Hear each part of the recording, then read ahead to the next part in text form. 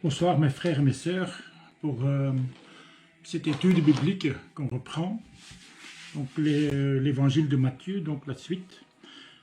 Je voudrais qu'on puisse prier tous ensemble avant de commencer.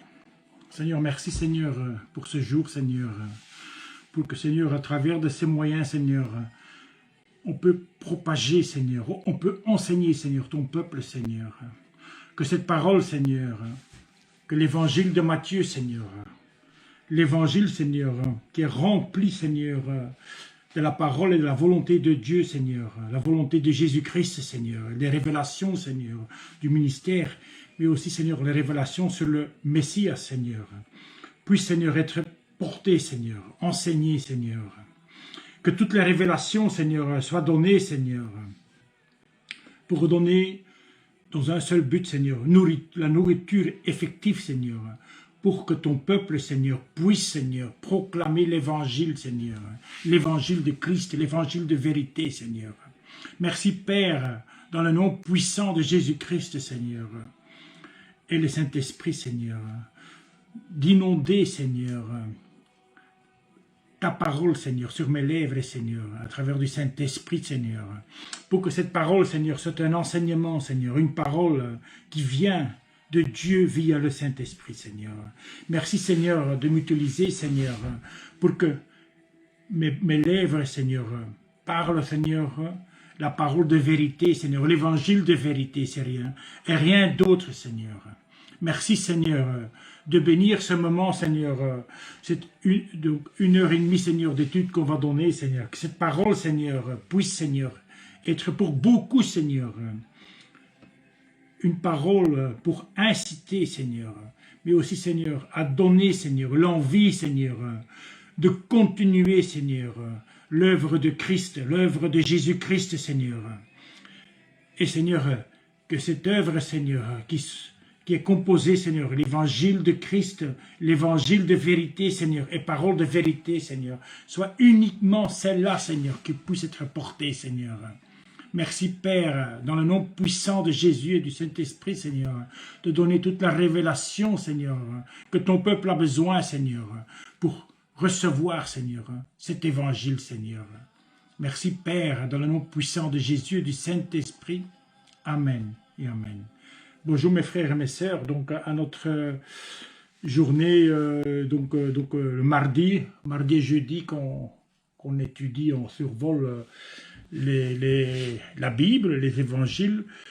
Je pense qu'aujourd'hui on aura fini complètement le livre de Matthieu et après on pourra attaquer en profondeur l'évangile de Marc.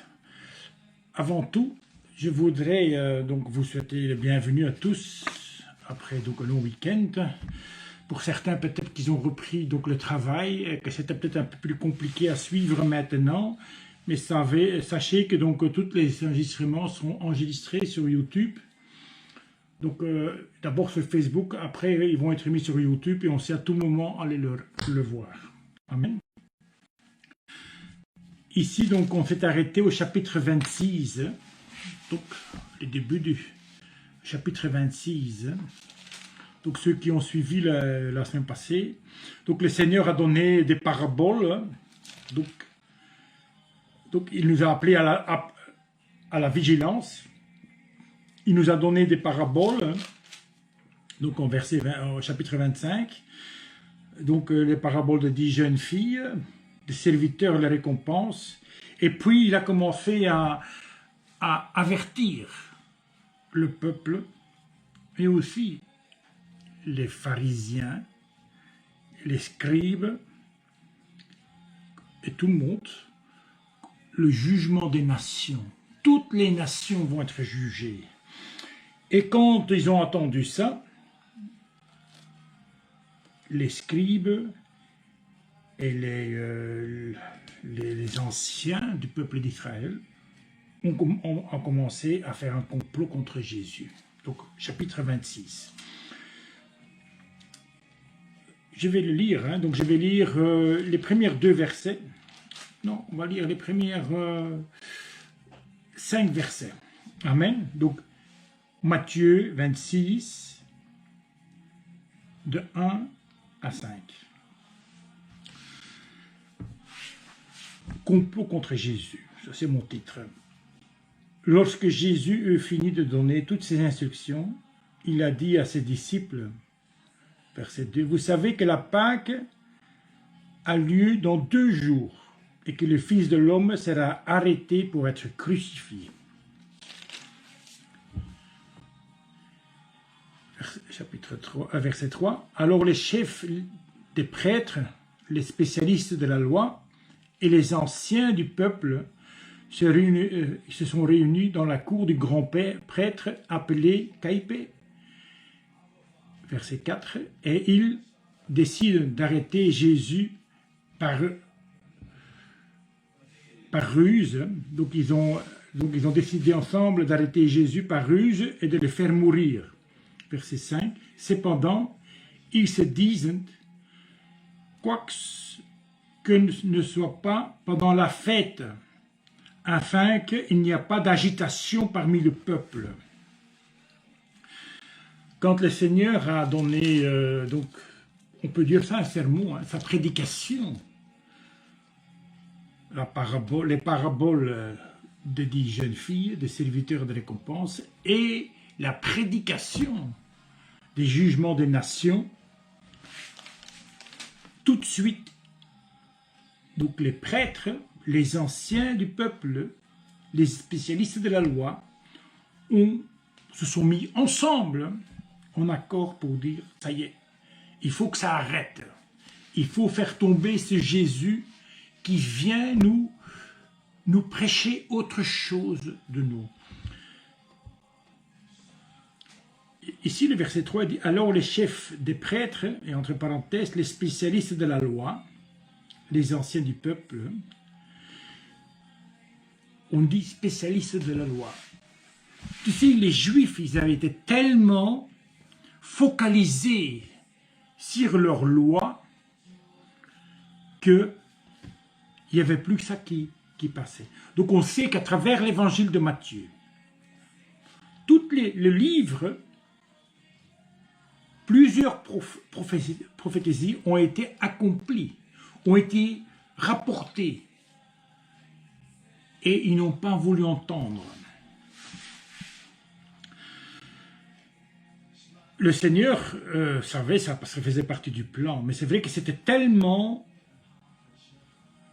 le prêtre, les chefs religieux étaient tellement une institution, un organe, parce que c'était, on dit des religieux, mais c'était plus que des religieux.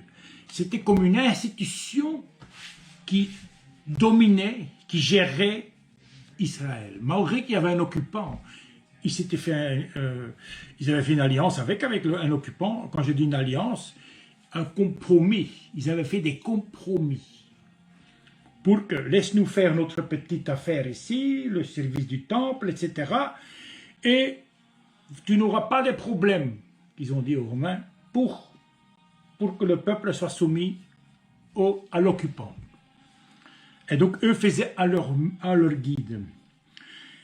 À partir du verset 6 au 16, on parle du parfum qui est versé sur Jésus. Je vais lire uniquement les versets 10 et 11 et 12. 10, donc chapitre 26, verset 10. Le sachant, Jésus leur dit, « Pourquoi faites-vous donc de la peine à cette femme? Elle a accompli une bonne action vers moi. » Ce qui a précédé, c'est une femme s'approchait de Jésus et elle a versé le contenu du parfum d'une grande valeur sur Jésus, sur sa tête.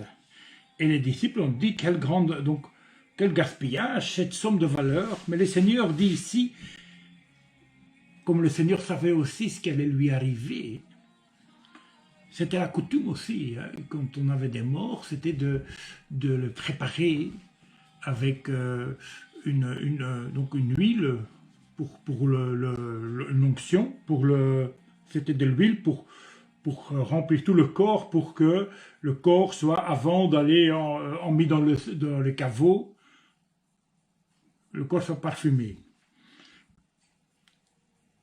Donc le Seigneur dit, Donc, laisse faire cette femme, elle fait une bonne action. Verset 11, en effet, vous avez toujours des pauvres avec vous. Mais vous ne m'aurez pas, moi toujours pas avec vous. Verset 12, en versant ce parfum sur mon corps, elle l'a fait pour mon ensevelissement. Verset 13, je vous le dis en vérité, partout où cette bonne nouvelle sera proclamée, dans le monde entier, on racontera aussi en souvenir de cette femme ce qu'elle a fait. Les seigneurs savaient, donc c'est incroyable, et c'est quand les seigneurs portaient la parole, la bonne nouvelle, rien n'était écrit, mais rien n'était écrit. Non, les Écritures n'étaient pas finies, le Nouveau Testament n'était pas écrit. Et les seigneurs savaient déjà, comme le Seigneur est la parole, donc de l'Ancienne Alliance, qui est devenue chair, la Nouvelle Alliance. Ici, on a écrit tout ce qui s'est passé, tout ce que le Seigneur a dit. La bonne nouvelle, c'est la Bible. C'est plus que la Bible. C'est l'alliance que Jésus fait avec vous, avec moi, avec tous ceux qui vont accepter Jésus-Christ dans leur vie.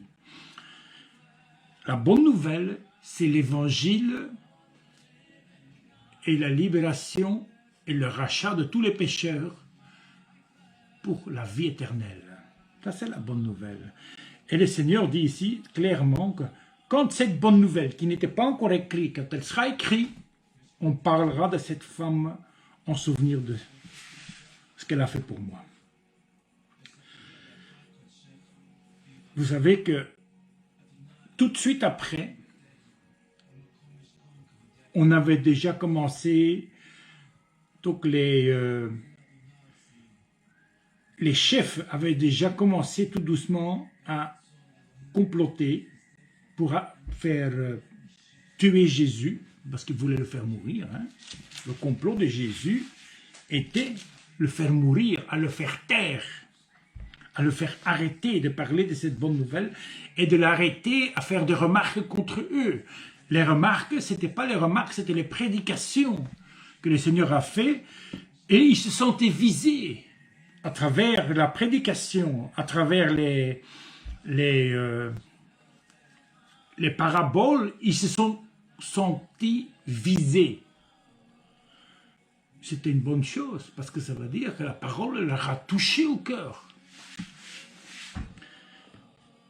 En même temps, Judas, il a été vers les chefs et les prêtres pour négocier combien qu'ils voulaient lui donner si je te livre Jésus. Et alors on sait on lui a payé 30 pièces d'or. Et dès ce moment-là, Judas a cherché une occasion favorable pour trahir Jésus. Donc tout a été très vite. Hein. On sait que c'est 2 jours, donc c'est le soir même.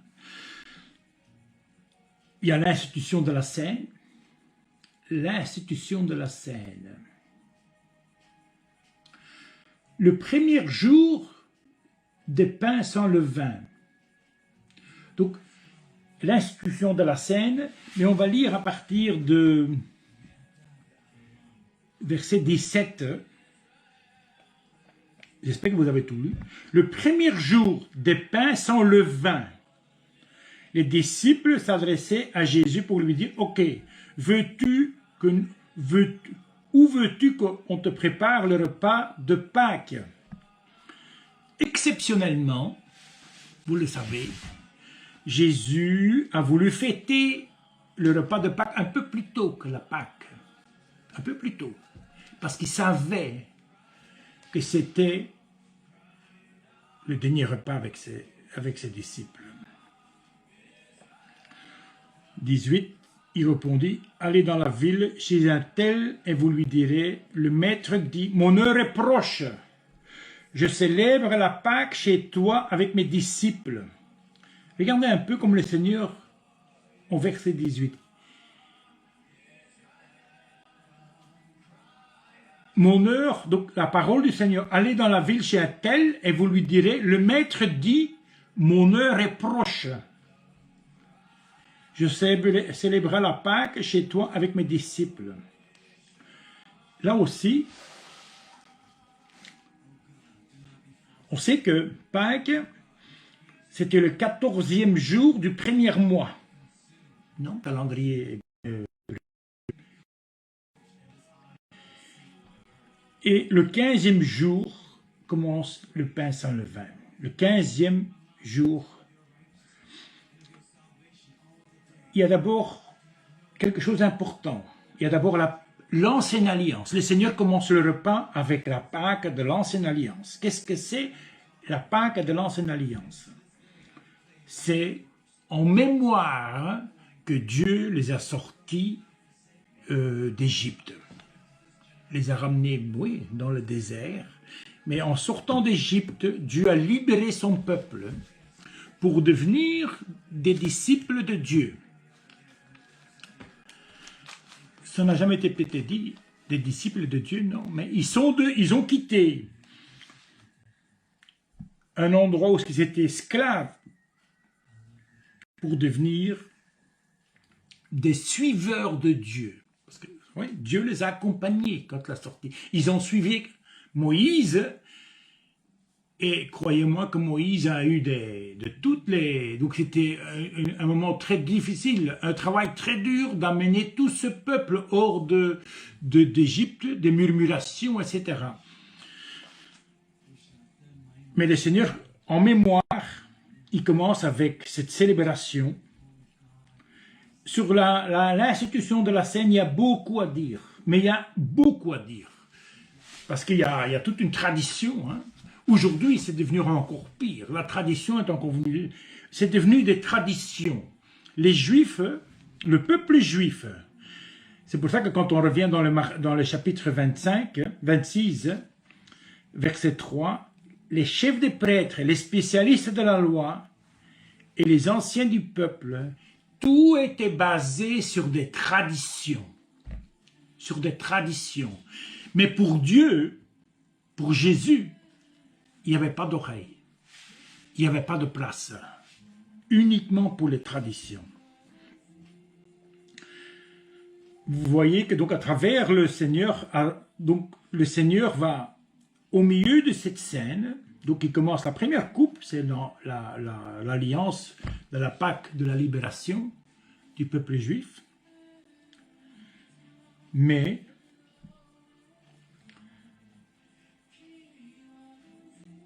après, ça passe dans la nouvelle alliance.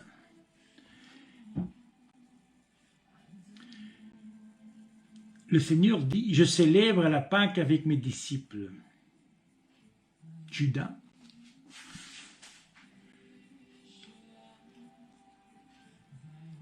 Il s'est mis à table, le soir venu, il s'est mis à table avec les 12, ces 12.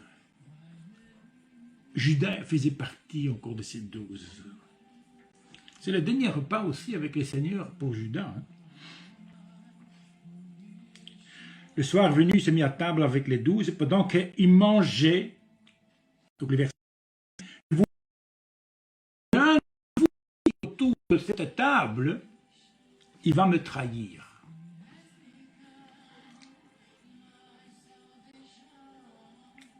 Verset 22, tous ils ont été attristés et chacun a commencé à dire, c'est qui? C'est pas moi, Seigneur, c'est pas moi, c'est pas moi. Et le Seigneur répond, celui qui mettra la main dans le plat avec moi, c'est celui qui me trahira. Le Seigneur, il savait exactement comment ça allait se passer. Et il savait que c'était obligatoirement, parce que lui était l'agneau qui allait être sacrifié pour racheter tout le monde. Et c'est là que, à partir du verset 26, pendant qu'il mangeait, Jésus prit du pain et prononçait la prière de la bénédiction. Puis il le rompit et donna aux disciples en disant, « Prenez, mangez, ceci est mon corps. » Il prit ensuite, donc verset 27, une coupe et remercia Dieu. Puis il leur a donné en disant, « Buvez-en tous, car ceci est mon sang, le sang de la nouvelle alliance, qui est versé pour beaucoup, pour le pardon des péchés. » Verset 29, je vous l'ai dit, « Je ne boirai plus désormais de ce fruit de la vigne, jusque au jour où je la boirai nouveau avec vous dans le royaume de mon Père. » Le Seigneur, il prépare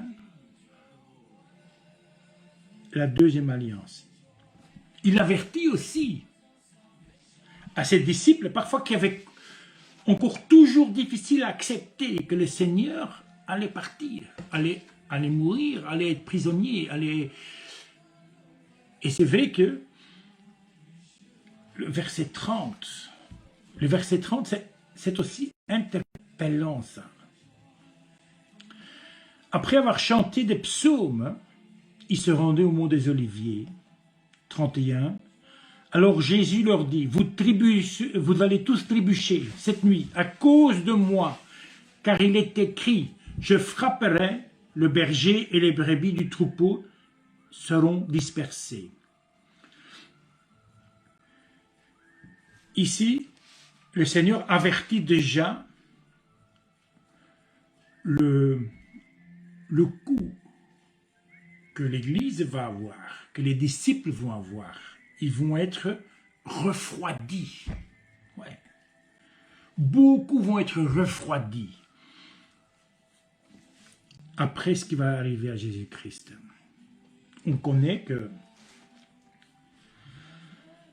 On sait que par exemple Pierre,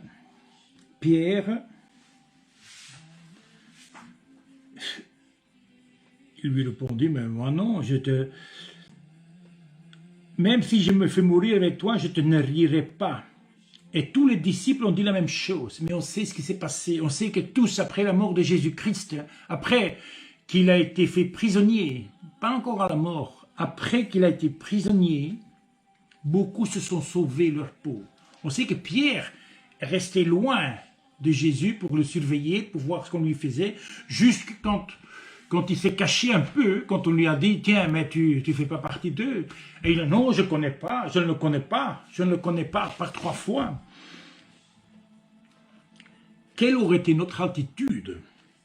Quelle aurait été notre attitude si demain, on viendrait arrêter dans l'église le pasteur, ou l'ancien, ou moi,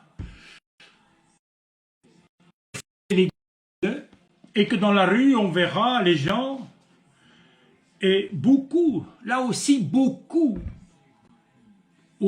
n'oseront pas vraiment dire qu'ils sont des chrétiens évangéliques. Mes frères et mes sœurs, ici, le Seigneur montre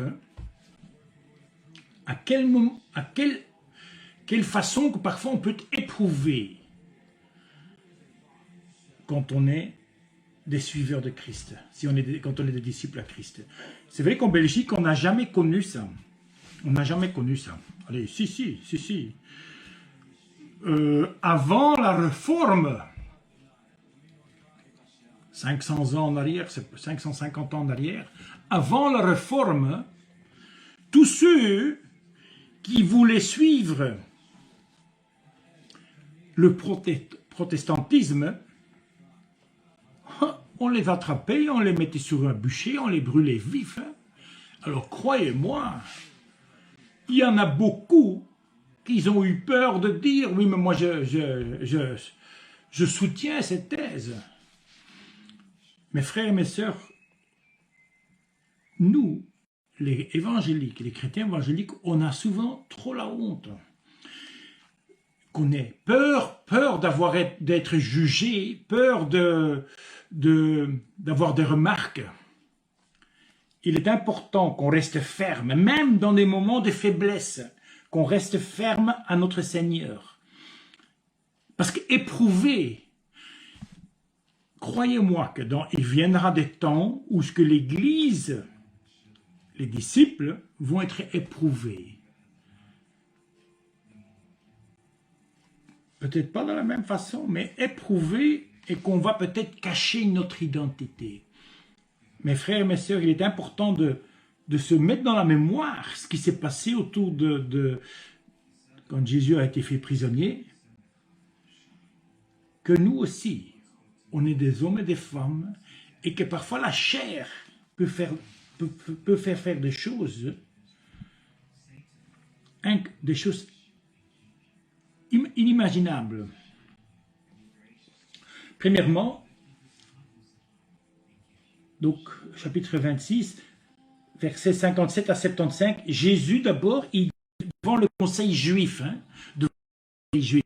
On sait déjà, dans le chapitre 25, verset 3, que le conseil, les chefs des prêtres, les spécialistes de la loi et les anciens avaient déjà fait un complot.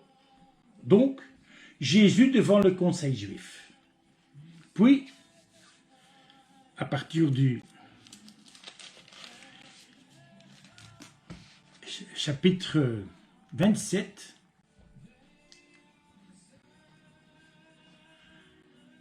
Jésus devant le gouverneur romain. Vous savez que les Juifs ne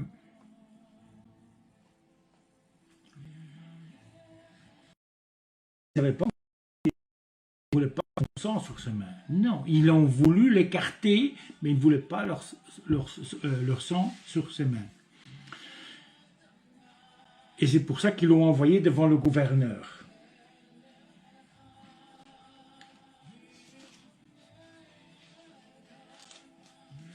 Je voulais lire ensemble 26-45, donc chapitre 26-45, quelque chose,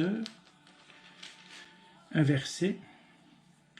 Puis il revient vers ses disciples et leur dit, vous dormez maintenant, et en vous reposez voici. Donc vous dormez maintenant, et vous vous reposez. Voici, l'heure est proche, le Fils de l'homme est livré entre les mains des pécheurs.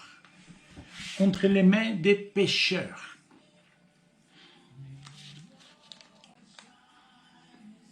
Le Seigneur savait que donc, tous ceux qui vont attraper Jésus, ce sont les pécheurs, qui ne voulaient pas accepter Jésus-Christ. Le verset 56. Amen. Mais tout cela est arrivé afin que les écrits des prophètes soient accomplis.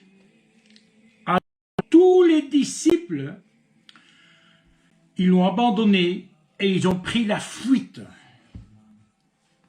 Tous les disciples, quand Jésus a été fait prisonnier, l'ont abandonné et ils ont fait la fuite. Ils ont pris la fuite. Quand Jésus a été fait prisonnier, ils se sont enfuis parce qu'eux aussi, ils avaient peur d'être prisonniers. Ils avaient peur de passer le même sort que Jésus-Christ. Ils ont préféré de s'enfuir.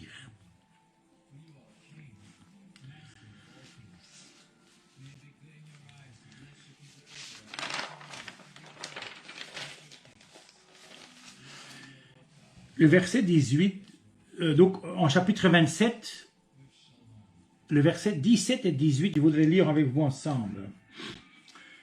Comme ils étaient rassemblés, Pilate leur dit, « Lequel voulez-vous que je vous relâche? Barabbas ou Jésus, qu'on appelle le Christ ?» Verset 18, « En effet, Pilate, il savait que c'était par la jalousie qu'ils avaient fait arrêter Jésus-Christ. Pilate, il savait que c'était par la jalousie que les pharisiens, les prêtres et les chefs et les anciens avaient fait arrêter Jésus-Christ, par la jalousie. Donc le Romain le savait. Et alors c'est pour ça qu'il a voulu Jésus, à qui il n'avait rien à se reprocher. Il a dit, je vais prendre le plus méchant. Celui-là, ils ne voudront certainement pas qu'ils voudraient que je le relâche. C'est un tueur, un assassin, peut-être un violeur, Barabbas. Et il demande, lequel des deux que tu veux que je relâche? Mais on sait que les anciens, donc les anciens, ceux qui doivent s'occuper du peuple, qui doivent faire le bien pour le peuple, ils avaient déjà fait dire au peuple, Jésus doit être crucifié, Jésus doit mourir, et que Barabbas soit libéré.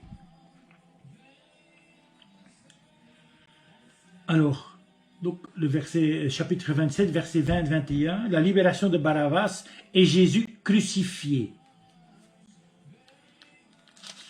Jésus crucifié.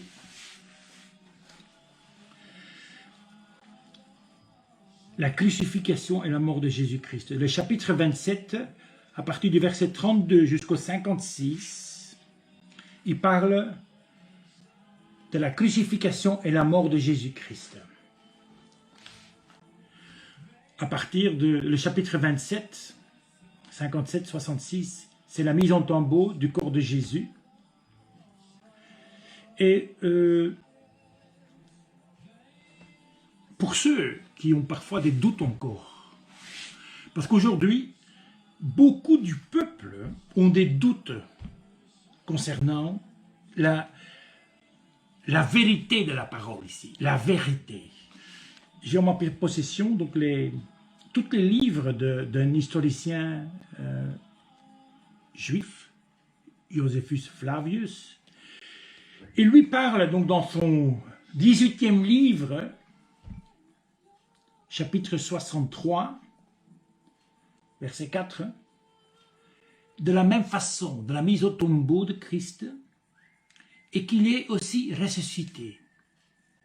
Et que beaucoup d'hommes ont voulu voir si réellement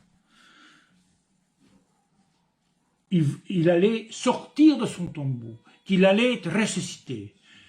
Mais aussi, beaucoup ont cru qu'on allait peut-être venir le chercher, mais on sait qu'on parle, donc les Juifs, dans les Écritures juives, on parle d'un homme, mais qui n'est pas un homme, parce qu'il était surnaturel, qui faisait des miracles, et qu'il a ressuscité, et qu'on l'a vu après parmi ses disciples.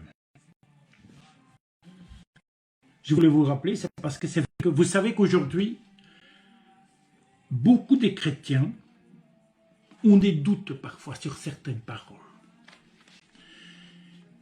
L'évangile de Matthieu est le plus complet, mais aussi le plus complet parce qu'il va chercher tout ce que Dieu a annoncé à travers les prophètes et comment que ça va se passer. Chapitre 28,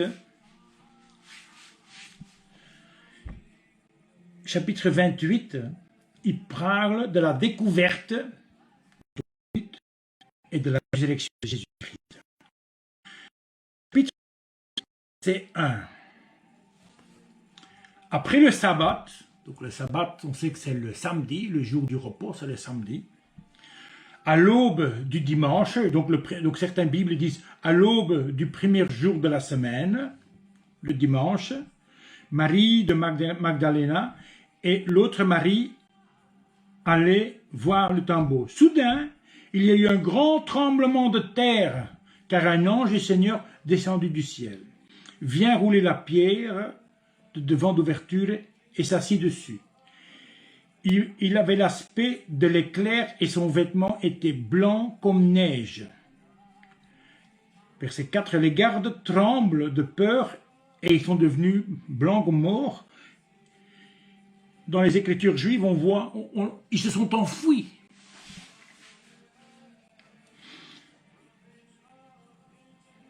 Et donc l'ange demande, qu'est-ce que tu viens faire? Donc, à partir du verset 7, l'ange dit, allez vite dire à ses disciples qu'il a ressuscité. Il vous précède en Galilée, et c'est là que vous le verrez. Voilà, je vous l'ai dit.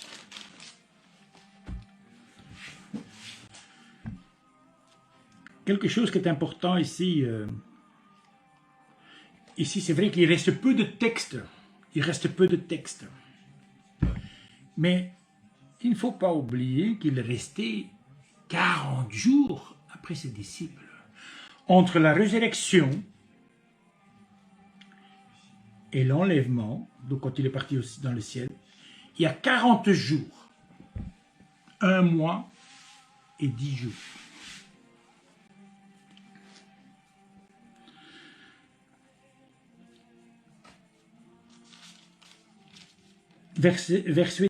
Donc chapitre 28, 11 à 15. Je voudrais qu'on le lit ensemble. Pendant qu'ils étaient en chemin, quelques hommes de la garde entrant dans la ville et annonçaient au chef des prêtres tout ce qui était arrivé. Après s'être réunis avec les anciens pour tenir conseil, ceux-ci donneraient une forte somme d'argent aux soldats. Avec cette consigne, dites que ses disciples sont venus la nuit voler son corps pendant que vous dormiez. 14. Et si le gouverneur l'apprend, nous l'apaiserons et nous ferons de sorte que vous n'ayez pas d'ennui. 15. Les soldats acceptent l'argent et se conforment aux instructions reçues. Et ce récit d'événements s'est propagé parmi les Juifs jusqu'à aujourd'hui. Ici, on explique uniquement pour la tombe qui s'est ouverte. Mais il y a d'autres choses qui sont faites. Il ne faut pas oublier que la terre a tremblé. Le mur du temple s'est ouvert, le voile s'est déchiré, l'endroit saint des saints a été mis à nu. On a pu voir que l'arche de l'alliance n'y était pas à l'intérieur du temple. Des morts, donc des tombes se sont même ouvertes.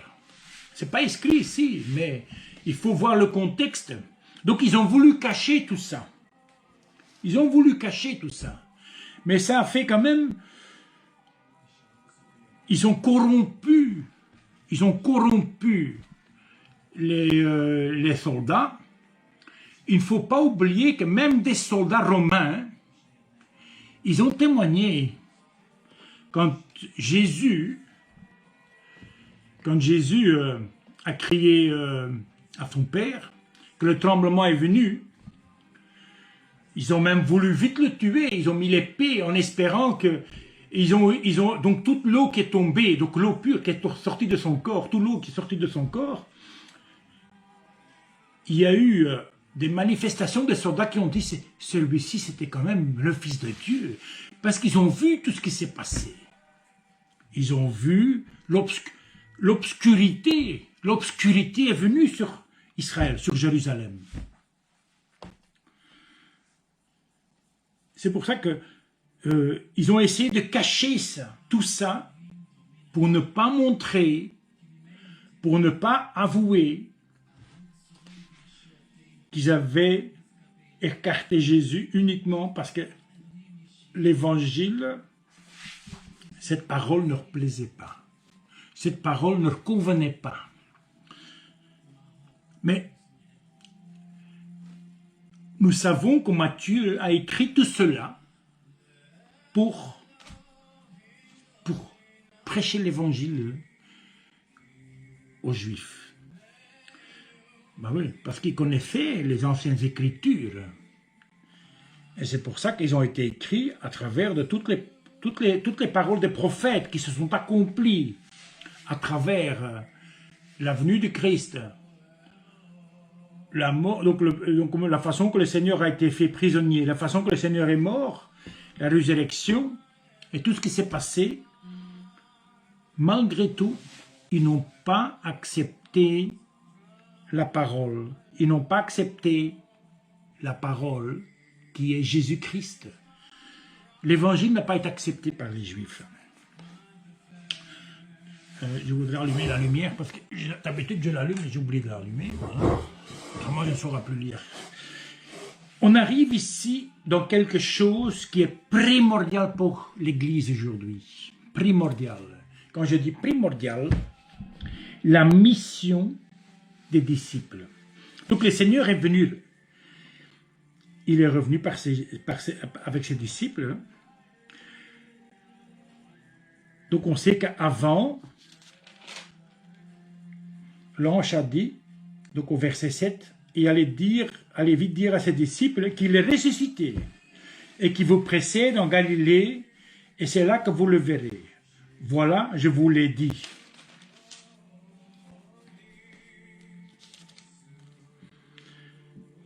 Et le Seigneur, il va passer du temps avec ses disciples, 40 jours.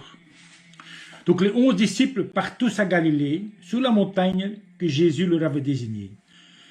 Quand ils l'ont vu, ils se sont prosternés devant lui. Mais quelques-uns ont eu des doutes. Vous vous rappelez? Ils ont eu des doutes. Alors le Seigneur a montré ses mains, mais aussi la blessure qu'il avait ici, où est-ce qu'on avait mis l'épée. On parle aussi que c'était Thomas. Mais le Seigneur a voulu montrer aux siens, oui, c'est moi. On sait que le Seigneur s'est manifesté aux 12, mais aussi à beaucoup plus, à beaucoup d'autres témoins. Sur ces 40 jours, il a été vu à différents endroits. Dans les antiquités juives, on trouve même des récits qu'on a vu Jésus après sa mort. Dans les antiquités juives, donc dans les livres juifs, des juifs non convertis, on retrouve des traces dans les Écritures, comme quoi qu'on a vu Jésus après sa mort. Quelque chose qui est important, et ça concerne toute l'Église. Et ça, ici, la mission des disciples. C'est vrai que la première mission, c'est continuer l'œuvre de Dieu. Le Seigneur, il a passé 40 jours avec ses disciples pour prouver de tout ce qu'il avait venu. Donc, il a aussi, à travers différents moments, confirmé que ça devait être accompli. On retrouve d'autres explications dans d'autres évangiles. Mais le Seigneur a laissé 40 jours pour parler, pour confirmer tout ce qui est passé, tout ce qui doit encore arriver. Et à partir du verset, donc ils se sont prosternés, le Seigneur les a de nouveau enseignés, préparés, et avant de préparer pour son départ, le Seigneur, il va encore une fois les inciter à continuer l'œuvre. Je voudrais vous lire avec vous, donc Matthieu 28, 19 et 20, deux versets clés de l'Église Tabernacle de David, mais j'espère de toutes les églises. Pour nous, dans l'Église Tabernacle de David, on a mis ces versets comme clés et mandat. C'est un mandat que Jésus donne aux disciples. Ces disciples, ce sont nos mentors. Jésus est notre mentor. Les disciples ont transmis, vous, moi, avant d'avoir accepté Jésus de ma vie, quelqu'un t'a prêché ou t'a porté la bonne nouvelle, t'a parlé de Jésus, t'a fait connaître Jésus. Donc c'est une chaîne sans fin. Le Seigneur Jésus a mis en place une œuvre qui se transmet et se transmet d'une génération à l'autre, à toutes les générations, à toutes les personnes qui respirent sur cette terre ou qui ont respiré. Jésus s'approcha et leur dit, « Tout pouvoir m'a été donné dans le ciel et sur la terre. » Verset 19. « Allez donc, faites de toutes les nations des disciples, baptise-les au nom du Père, du Fils et du Saint-Esprit. » Verset 20. « Et enseigne-leur à mettre en pratique tout ce que je vous ai prescrit. Et moi, je suis avec vous tous les jours jusqu'à la fin du monde. »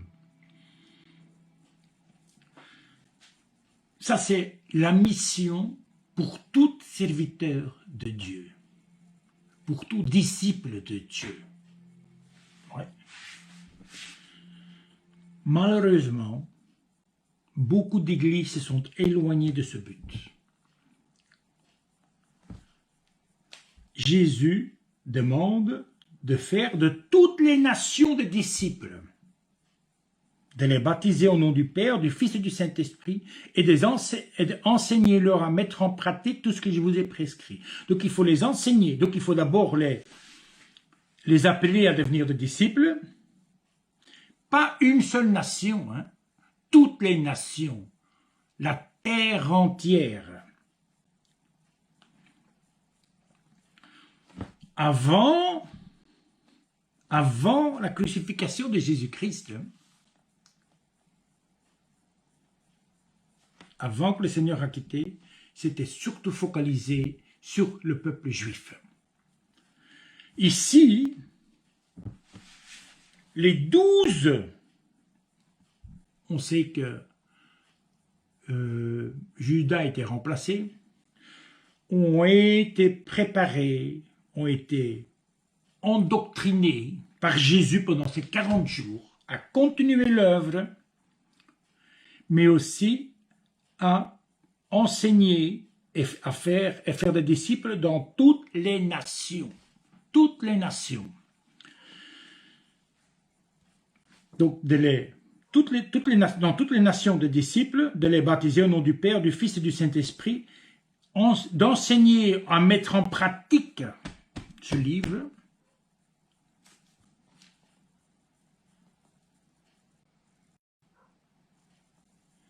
d'enseigner à mettre en pratique tout ce que je vous ai prescrit.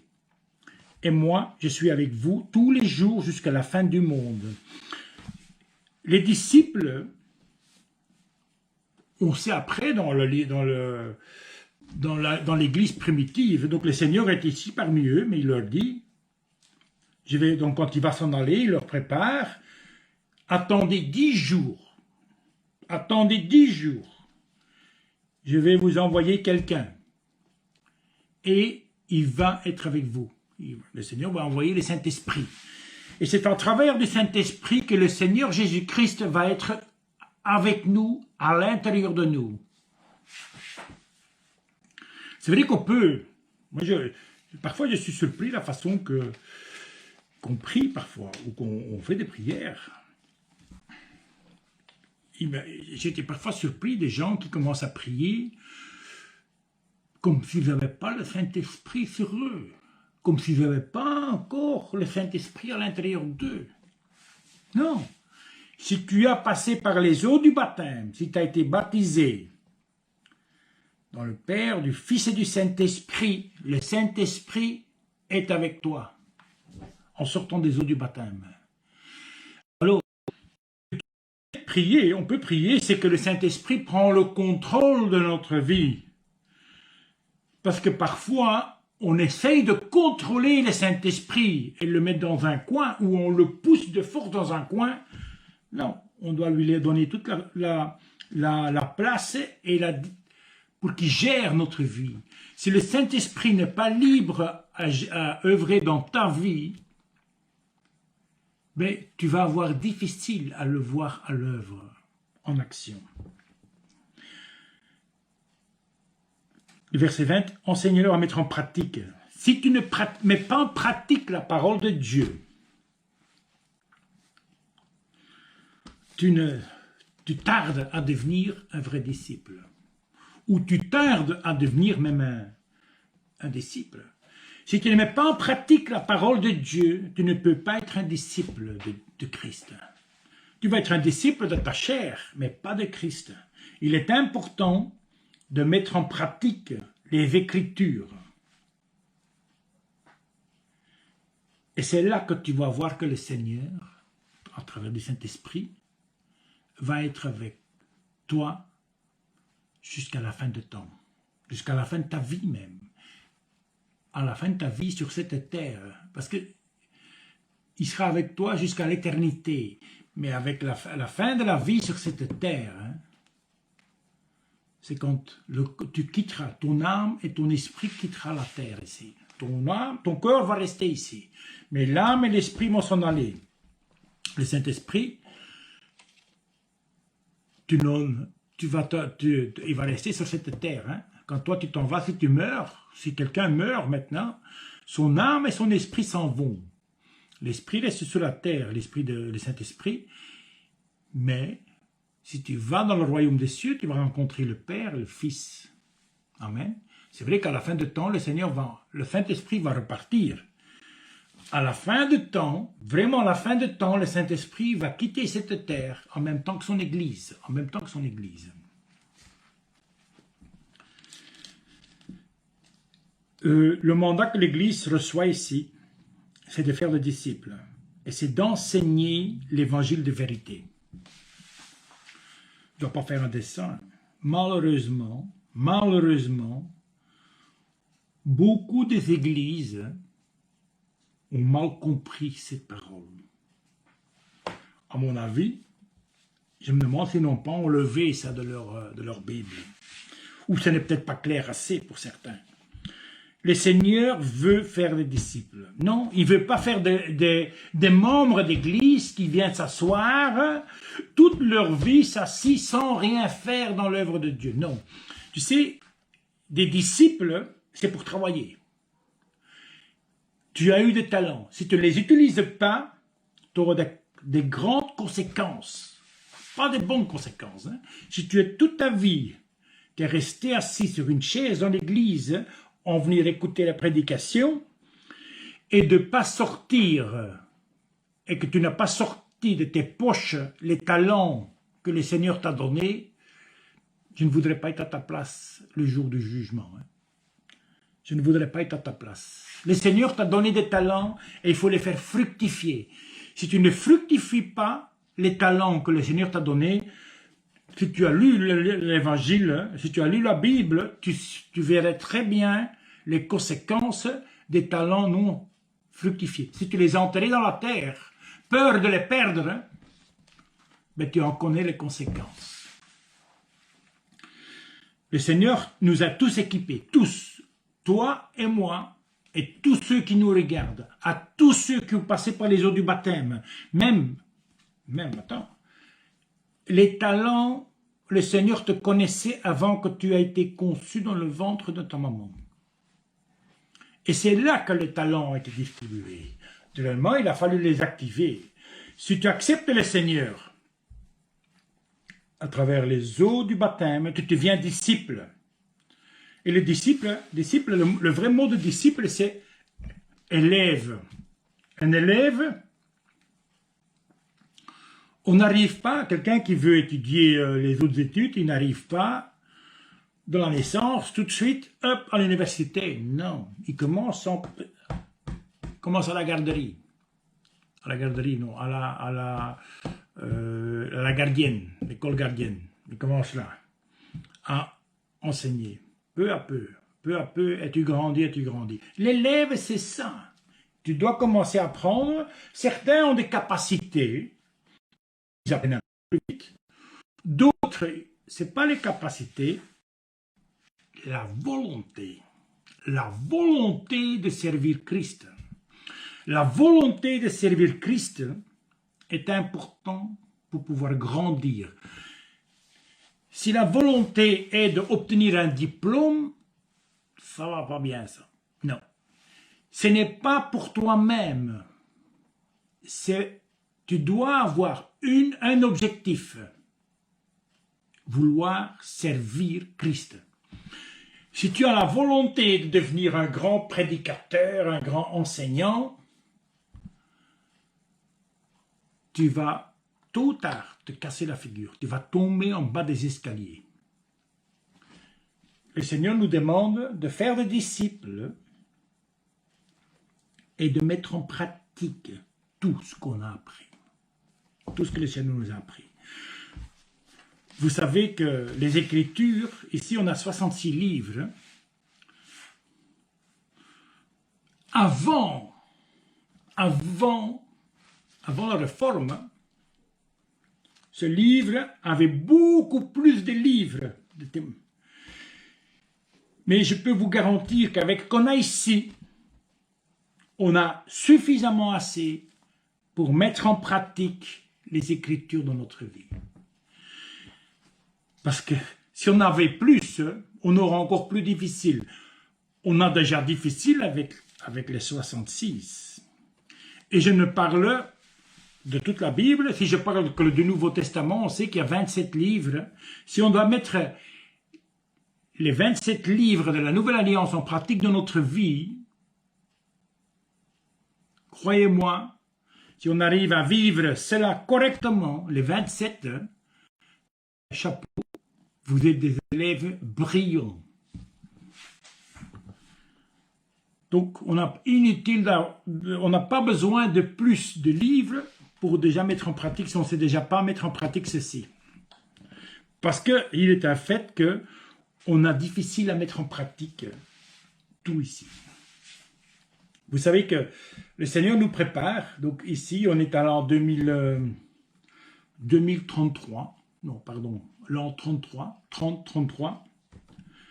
donc l'an 33, et on sait très bien, je vous l'ai déjà dit, je vous l'ai déjà enseigné à travers la Didache, que tout de suite, le danger d'un autre évangile est venu se mettre en place. Tout de suite. Tout de suite, on a voulu modifier ça. Et c'est pour ça que merci Seigneur de nous avoir laissé par écrit, la volonté de Christ, le mandat que le Seigneur a donné à l'Église. Parce que même ces deux versets, on n'a pas su les mettre en pratique correctement ici sur cette terre. Pendant beaucoup d'années. Aujourd'hui, on a fait de l'église aujourd'hui, on a fait du business. On a fait de l'église un moyen de s'enrichir. Mais ça ne peut pas être comme ça. Sauf si c'est pour s'enrichir spirituellement. L'église, c'est vrai, a besoin de l'argent pour fonctionner. Mais une église qui prêche l'évangile de vérité, qui prêche la Sainte Écriture, la Sainte Parole de Dieu, lui manquera rien. L'Église, où ce que Christ est la tête, c'est Jésus qui va voir, c'est Christ qui va pourvoir pour son Église. À temps et à heure, il ne lui manquera de rien. À nous seulement d'être obéissants et de porter uniquement l'Évangile de vérité, de rien rajouter et de rien enlever. Moi, je voudrais aller, vous connaissez probablement ça, les derniers versets de la Bible. Vous avez déjà lu les derniers versets de la Bible? Non? Ça se trouve dans l'Apocalypse. Les derniers versets de la Bible, Apocalypse 22,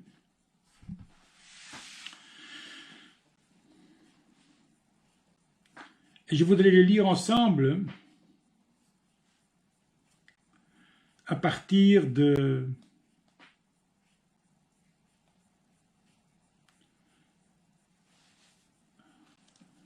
donc Apocalypse 22, verset 12 jusqu'à 21. Amen. Voici, je viens bientôt et j'apporte avec moi ma récompense pour traiter chacun conformément à son œuvre. Verset 13. Je suis l'alpha et l'oméga, le premier et le dernier, le commencement et la fin. Verset 14. Heureux ceux qui lavent leurs robes. Ils auront droit à l'arbre de la vie et pourront entrer par les portes dans la ville. Verset 15. Dehors les chiens, les sorciers, ceux qui vivent dans l'immoralité sexuelle, les meurtriers, les idolâtres, de tous ceux qui aiment et pratiquent le mensonge. Verset 16. Moi, Jésus, j'ai envoyé mon ange pour vous attester ces choses dans les églises. Je suis le rejeton de la racine de David et son descendant, l'étoile brillante du matin. Verset 17. L'esprit et l'épouse disent « Viens ». Que celui qui entend dise « Viens ». Que celui qui a soif vienne. Que celui qui veut de l'eau de la vie la prenne gratuitement. Verset 18.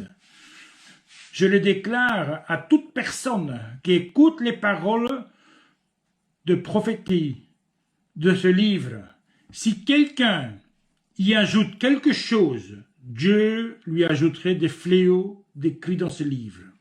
Verset 19. Et si quelqu'un enlève quelque chose aux paroles du livre de cette prophétie, Dieu enlèvera sa part de l'arbre de la vie et de la ville sainte décrit dans ce livre. Verset 20. Celui qui a testé ces choses dit, oui, je viens bientôt. Amen. Viens, Seigneur Jésus. 21. Que la grâce du Seigneur Jésus-Christ soit avec tous les saints. Tu sais, il y a 2000 ans, ce texte a été écrit. Parce que le Seigneur savait, Dieu savait que la parole de Dieu était difficile à accepter pour beaucoup d'entre nous. Et c'est pour ça qu'on a préféré écarter des choses ou de faire semblant de pas je veux pas l'écouter, ça, non, je veux pas connaître ça. On a fait la sourde oreille. Pire, beaucoup ont enseigné l'évangile de vérité autrement qu'en vérité. Mais croyez-moi, le Seigneur va juger ces choses et le Père. Regardez les conséquences. On enlèvera ton nom qui est peut-être inscrit dans le livre dans l'arbre de l'agneau, dans le livre de l'agneau, le livre de Dieu, mais aussi de l'arbre de la vie. Peut-être qu'il y a, je ne sais pas, hein, je vous dis peut-être que c'est ton nom qui pend là, donc sur une feuille, et qu'on enlève la feuille, celui-là, non, hop, tu l'enlèves, parce qu'il a abusé de son autorité en prêchant une autre parole que la parole de vérité. N'enlevez rien de la parole. N'a rajouté rien non plus. Dans les études que j'ai données, c'est vrai que ça ne plaît pas toujours à tout le monde. C'est pour beaucoup, c'est même difficile à accepter. Mais on a enlevé beaucoup de vocabulaire, des mots qui n'ont pas la place dans l'Église parce qu'ils n'ont pas la place. Ils ne se trouvent pas dans la Bible. Le mot leader, le mot membre, il y a plein de choses comme ça qui sont rajoutées des hommes. On est tous appelés à être des ouvriers en parfaite harmonie. Le Seigneur, quand il vient, il veut nous trouver en paix avec nos frères et nos sœurs. Donc ici, c'est vrai que entre la résurrection et la fin de l'évangile, il y a 40 jours. Et 40 jours, croyez-moi, le Seigneur, il a porté la parole, il a confirmé la continuité de son œuvre, de son évangile, de ses écritures, de sa parole. Alors, à quoi sert-il que les hommes continuent à rajouter des propres paroles humaines ou charnelles à la parole de Dieu? Pas en les écrivant, mais en les prêchant. On prêche des évangiles, on prêche des choses que le Seigneur n'a jamais prononcées. Que le Seigneur n'a jamais prononcées. On a utilisé des textes bibliques pour enseigner hors du contexte. Jésus a utilisé des paroles dans un contexte. Et il faut comprendre le contexte pour avoir le discernement de ces paroles. Toute la parole est utile pour nous instruire. Mais ne la mettez pas hors du contexte. Et une chose, c'est pas parce que la parole a été écrite il y a 2000 ans, et pour d'autres parties 4000 ans, hein, donc Genèse, que cette parole n'est pas utilisable dans l'année 2020. Cette parole est pour chaque année utile. C'est une parole qui ne va pas, qui va avec le temps. Et elle est vivante, elle s'adapte au temps. Mais elle s'adapte à elle-même, pas à nous. On n'a pas le droit, on ne doit même pas y toucher, de l'adapter à notre ère, à notre économie, à notre façon. Non. Vous savez, dernièrement, il y a beaucoup de virus, parce qu'aujourd'hui, c'est vrai qu'on a un virus, coronavirus. On en a eu d'autres. Hein. Les dernières 400 ans, on a eu pas mal de virus. Hein. On oublie souvent ça. La peste espagnole. On appelait ça la peste espagnole parce qu'elle a commencé, mais tout Paris a été quasi massacré par la peste. La Belgique aussi. Hein. Dans d'autres mondes, dans d'autres pays, il y a eu l'Ebola, il y a eu des grippes mexicaines. Et c'est pas parce qu'ici on dit mexicaine, parce qu'ici on a dit le Covid-19, mais avant on aurait peut-être dit la grippe chinoise. Non, on a commencé à mettre un autre nom. Mais il y a eu plein d'épidémies comme ça. Et il y en aura encore. Parce que le Seigneur, il va traiter continuellement ceux qui sont en train de détruire ou d'essayer de détruire, ou de déformer l'évangile de vérité. Ça fait partie de ça. Et c'est vrai que ceux qui vont être préservés, le Seigneur va préserver, mais ça ne veut pas dire qu'on ne doit pas se mettre à l'abri. Le Seigneur, il va juger tous ensemble, les bons et les mauvais, hein, il prend tout ensemble. Donc, c'est vrai, on peut se faire du mal. C'est pas parce que quelqu'un est tombé malade que c'est un mauvais. Non, il va contaminer. Donc dans le passé, les bons ont payé les conséquences des mauvais. Dans l'Ancienne Alliance, si vous analysez ça en profondeur, les Juifs ont payé les conséquences. Donc tous les Juifs, eux qui leur conduisaient. Regardez un peu, après la crucifixion de Jésus-Christ, il y a eu la destruction du temple. Il y a eu la famine qui est venue en Israël, en Jérusalem. Les conséquences d'avoir rejeté la parole de Christ, d'avoir rejeté le Messias. Ils n'ont pas voulu le reconnaître. Ils n'ont pas voulu le reconnaître. Tout était dévoilé, que c'était lui le Messias. Jésus était le Messias. Ils n'ont pas voulu de ce Messias. Et aujourd'hui, qu'est-ce qu'on fait? On attend. Certains des Juifs attendent toujours le Messias, parce que l'autre, ils n'ont pas voulu. Ah non. Vous vous rappelez quand ils ont voulu le roi? Le roi.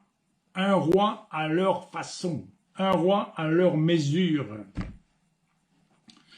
Beaucoup de peuples font encore comme ça, non? Malheureusement, cette tendance existe toujours comme ça. Le peuple veut toujours tout à sa façon. Quand je dis du peuple, je dis aussi ceux qui gèrent le peuple. Hein? Je ne dis pas... Ici, donc, tout à l'heure, quand on a lu donc, dans les versets, je vais mettre là, quand ils ont fait le complot contre Jésus-Christ, le verset 3, c'était les chefs des prêtres, les chefs religieux, les prêtres, les responsables, donc les chefs des lois, donc ceux qui s'occupaient des lois, et les chefs du peuple. Et tout le peuple paye les conséquences pour le comportement de ceux qui sont leurs conducteurs. Vous savez, j'ai déjà dit quelquefois ça, le mot prophète, hein, le mot prophète, il est mal compris par beaucoup de gens. Nisum. Donc c'est un navigue, c'est celui qui navigue, c'est celui qui ouvre le chemin, c'est celui qui montre le chemin. Celui qui montre le chemin. Aujourd'hui, beaucoup ont rejeté des vrais prophètes parce que des faux prophètes, et quand je dis faux prophètes, des faux conducteurs du peuple ont choisi une autre direction, ou une autre évangile, une autre parole. Mais celui qui conduit le peuple, il est responsable, mais il fait tomber tout le peuple qui le suit. La parole nous enseigne que le peuple court à sa perte par manque de connaissances. Ah oui, si on ne lit pas la Bible, si on ne lit pas la parole, je ne veux pas dire qu'on doit l'étudier tout le temps, non. La lire, si on ne connaît pas les Écritures, on va suivre des conducteurs les yeux fermés. Je vous demande, mes frères et mes sœurs, soyez vigilants, ne dites pas amen à tout. Connaissez les Écritures pour connaître réellement la vérité. Le bien dans la parole, mais aussi ce qu'on a rajouté dans la parole. On vient de lire en Apocalypse, tous ceux qui enseignent vont avoir des conséquences énormes, mais tous ceux qui ont suivi les mauvais enseignements et qui ont suivi les yeux fermés. Oh, moi, j'aime pas de lire la Bible. Lui, il la connaît à ma place, ça suffit. Il lit et je lui fais confiance. Eh bien, ça te conduit à la perte.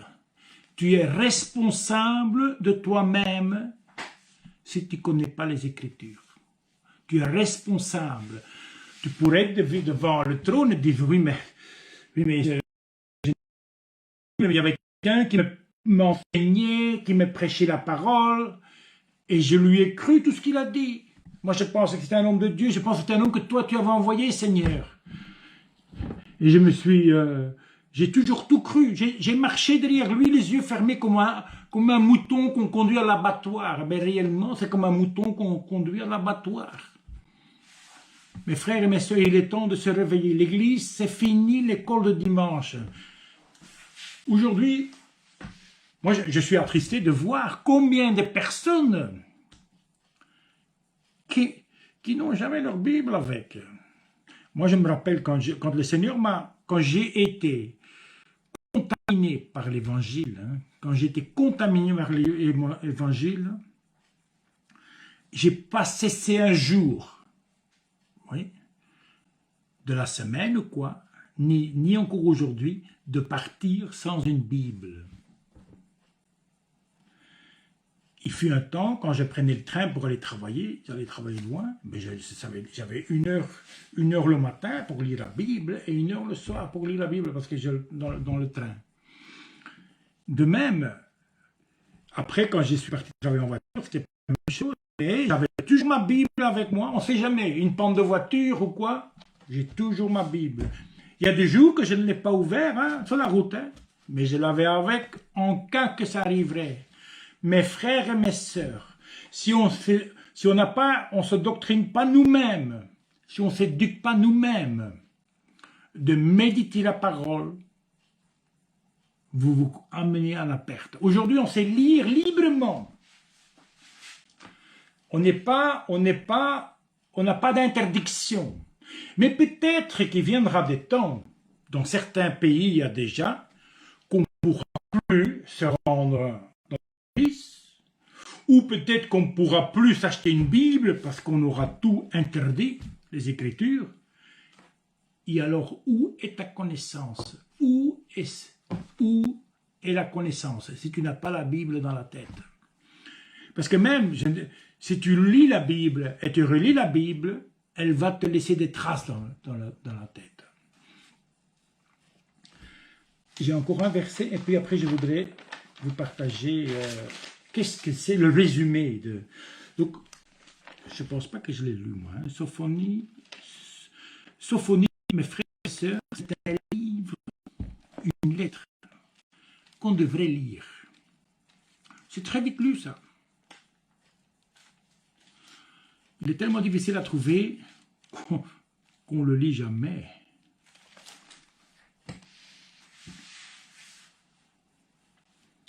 pense que je l'ai déjà. Je voudrais vous lire le jugement. Donc on trouve en Sophonie, de 1 à 6, donc chapitre 1, il y a beaucoup de chapitres, hein. Je vous dis, il n'y a pas 100 versets là, il n'y a pas 100 versets dans cette lettre, il n'y a même pas 60 versets. Sophonie, chapitre 1, le verset 1 à 6, et après, non, de 2 à 6, et après de 14 à 19. Amen. 18 que c'est. Parce qu'il n'y a pas de 19. Amen. Donc le premier, chapitre 1, verset 2, je ferai tout disparaître de la surface de la terre, déclare l'Éternel. Je ferai disparaître les hommes et les bêtes, les oiseaux du ciel et les poissons de la mer, et tout ce qui fait trébucher les méchants. J'exterminerai les hommes de la surface de la terre, déclare l'Éternel. 4.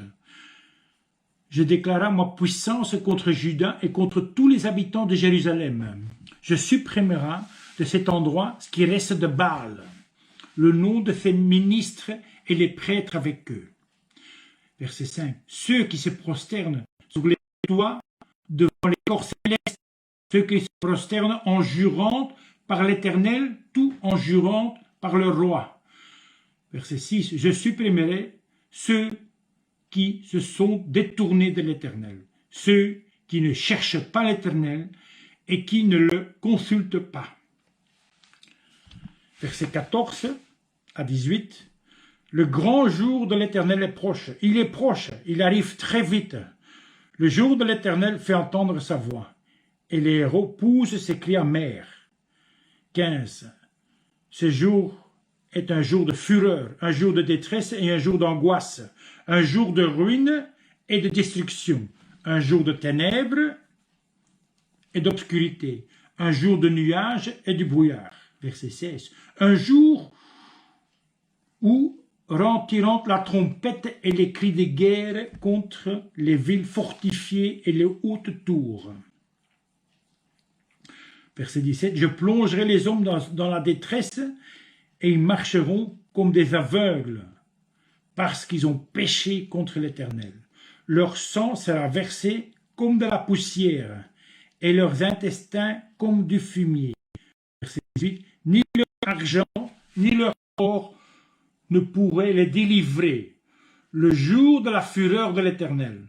Toute la terre sera dévorée par le feu de sa jalousie, car il détruira et il sera terrifiant tous les habitants de la terre.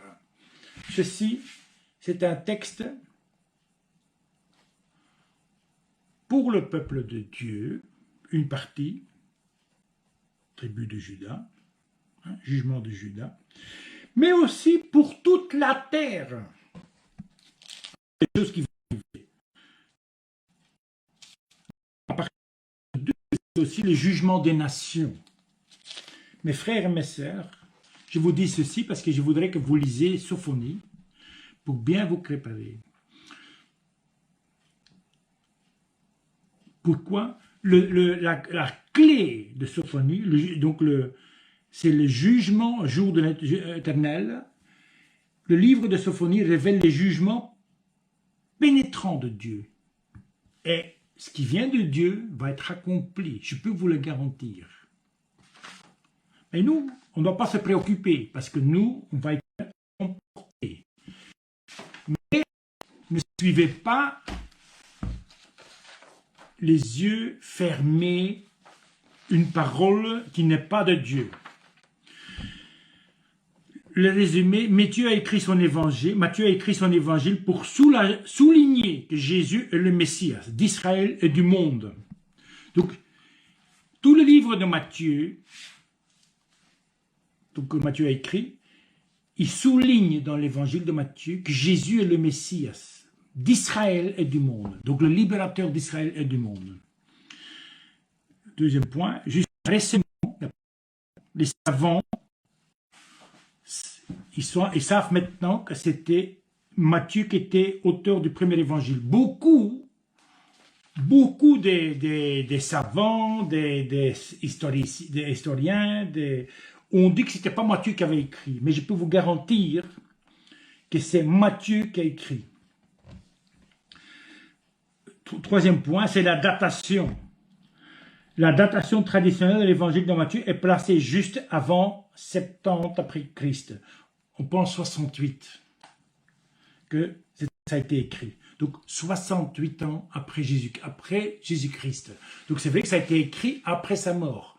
C'est pour ça qu'aujourd'hui, nous on a ces écritures, cet héritage qui est resté. Bien que l'atmosphère juive, donc dans l'évangile de Matthieu, on sent la présence juive,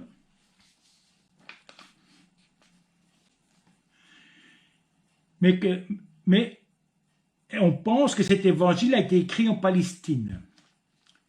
Mais on suppose que ça a été écrit à Antioche, et ce lieu se trouve en Syrie. Donc ça s'est produit à Antioche, qui se trouve en Syrie. Le principal objectif de Matthieu était d'enregistrer la vie et les paroles de Jésus. Celui qui a une bonne Bible, allez, il n'y a pas de mauvaise Bible, ça ne se trouve pas, hein, mais qui a une Bible où les textes qui viennent de la bouche de Jésus-Christ sont en rouge ou dans une autre couleur, ils vont voir que dans le livre de Matthieu, il y a beaucoup de rouge, parce que le Seigneur, la parole a été beaucoup rapportée réellement dans l'évangile de Matthieu. Matthieu montre que la venue de Jésus est l'événement central de l'histoire. Donc dans toute cette histoire, c'est la venue du Christ. Le royaume des cieux est là. Donc le roi est là. Il y a un roi. Le roi est ici. Donc ça, c'est Matthieu souligne ça.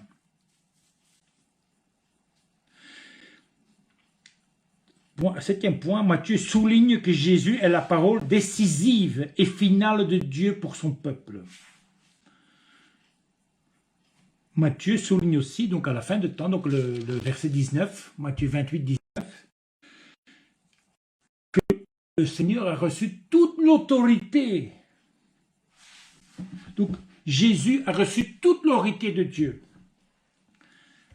Neuvième point, Matthieu caractérise non seulement Jésus comme un enseignant, mais aussi comme un guérisseur, parce qu'il guérissait des malades, et un prédicateur, il prêchait la parole. Et dans l'évangile de Matthieu, on trouve un seul mot qu'on trouve nulle part d'autre. Le mot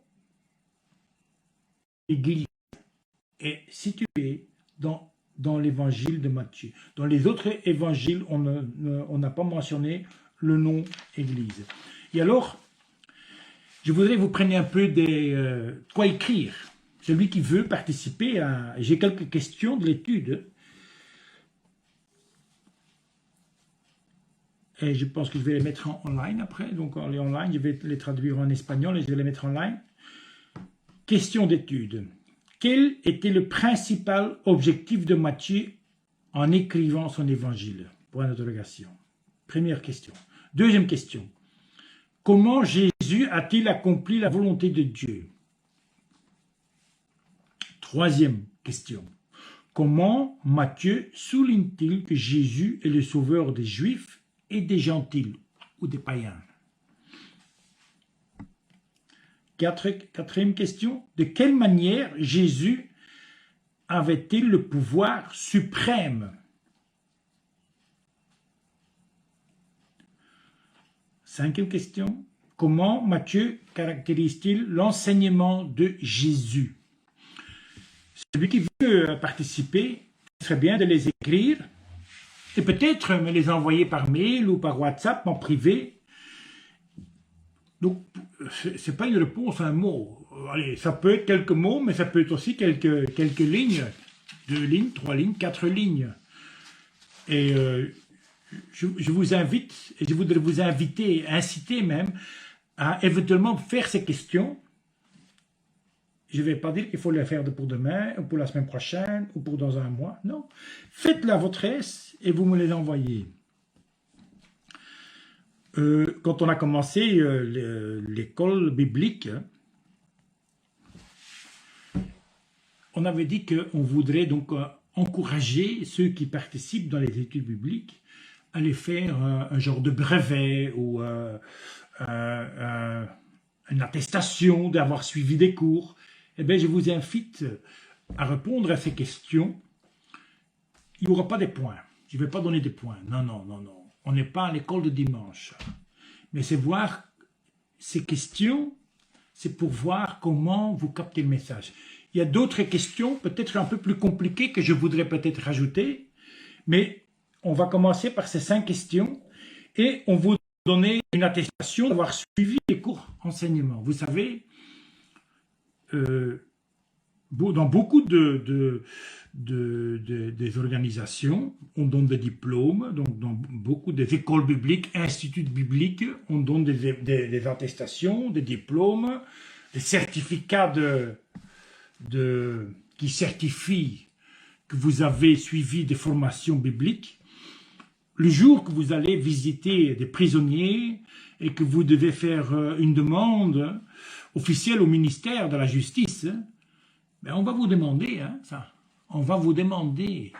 Et je vous incite aujourd'hui, dès maintenant, vous préparer comme des ouvriers à Christ pour avoir ce certificat, des attestations d'avoir suivi moi, personnellement, j'en ai quelques-unes. Et c'est pas question de me vanter, mais j'aime bien parce que ça me rappelle ce bon temps quand j'allais à l'école biblique, à la faculté biblique, à la faculté évangélique, le temps que j'ai passé, les journées entières. Aujourd'hui, mes frères et mes sœurs, beaucoup de personnes ne supportent plus une journée d'études. Je parle de personnes, des disciples de Christ. Mais regardez un peu dans l'évangile de Matthieu qui restait des jours et des jours. Il fallait presque les chasser. Les disciples voulaient les chasser parce qu'ils en étaient peut-être fatigués. Ils avaient envie d'aller se reposer, manger, dormir.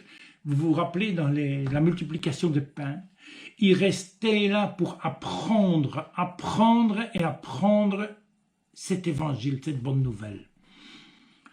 Mes frères et mes sœurs, aujourd'hui, la mentalité des hommes et des femmes est devenue difficile pour accepter la parole.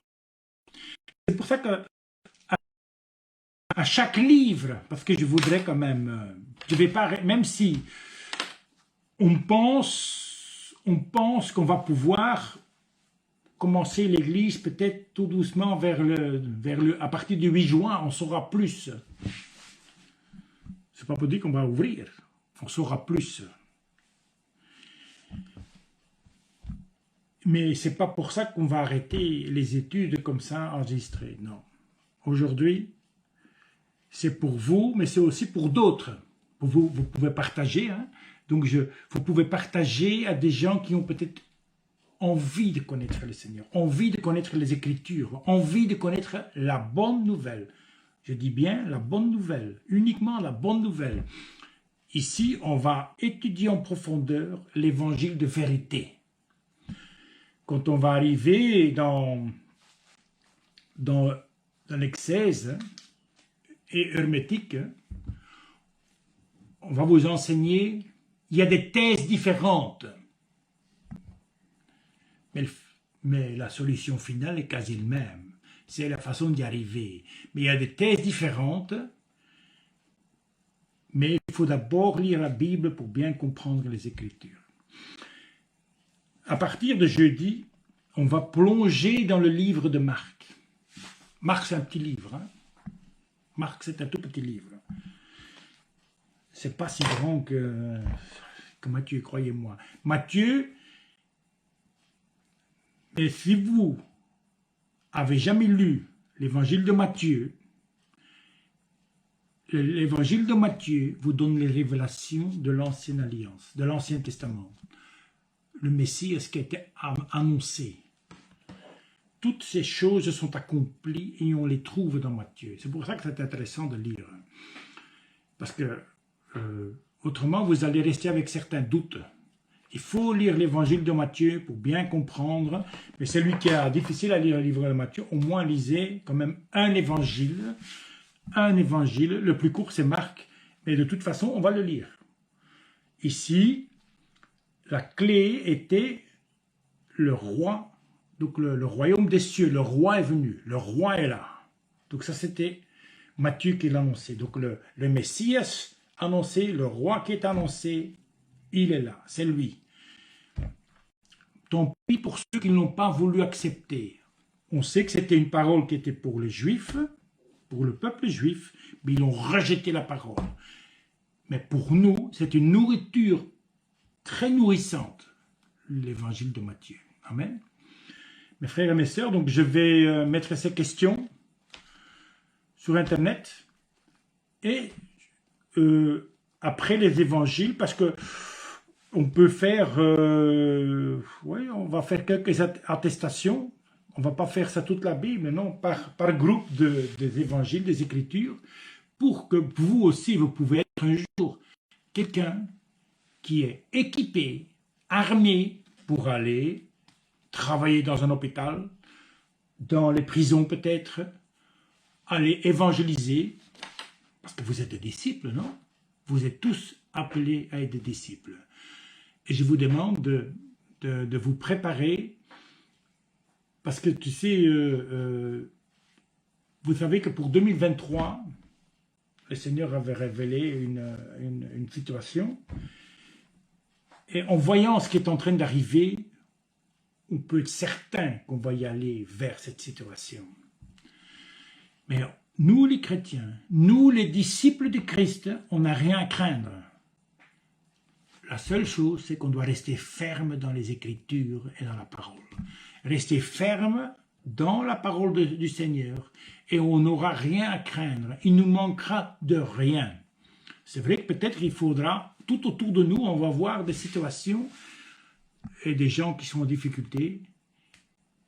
Mais nous, le Seigneur nous a mis de côté pour justement aller jeter les filets pour récupérer. Ce monde est tellement dur d'oreille, dur, a le cœur tellement dur Dieu doit toucher une seule chose, les finances de ce monde. Si on touche les finances de ce monde, le cœur va devenir un peu plus souple. La dureté va... Certains vont s'endurcir, oui. D'autres vont être prêts, mûrs. Donc je vous invite, mes frères et mes sœurs, de préparer vos filets, mais les filets, c'est aussi l'évangile de Christ, l'évangile de vérité. Amen. Seigneur, merci Seigneur pour ce moment, Seigneur, autour de la parole, Seigneur. Merci Seigneur pour tous ceux, Seigneur. Merci de les bénir, Seigneur. Tous ceux qui ont participé, Seigneur. Tous ceux qui ont pu écouter la parole, Seigneur. Peut-être qu'ils l'écouteront encore plus tard, Seigneur. Mais au moment même, Seigneur, maintenant, Seigneur, bénis ton peuple, Seigneur. Bénis tes disciples, Seigneur. Là où est-ce qu'ils se trouvent, Seigneur. Tu les prépares, Seigneur, à préparer les filets, Seigneur. Tu les prépares dans la sagesse, Seigneur. Mais aussi, Seigneur, à travers du Saint-Esprit, Seigneur, de préparer les filets pour cueillir, Seigneur, tous ceux, Seigneur, qui vont être à la recherche, Seigneur, du Sauveur, Seigneur, à la vie éternelle, Seigneur. Merci, Père, dans le nom puissant de Jésus du Saint-Esprit. Amen et Amen. Donc, mes frères et mes sœurs, je vous dis à jeudi et bonne soirée et bonne semaine pour ceux qui travaillent. Je vous salue bien. Je vous embrasse très fort. À bientôt. Amen.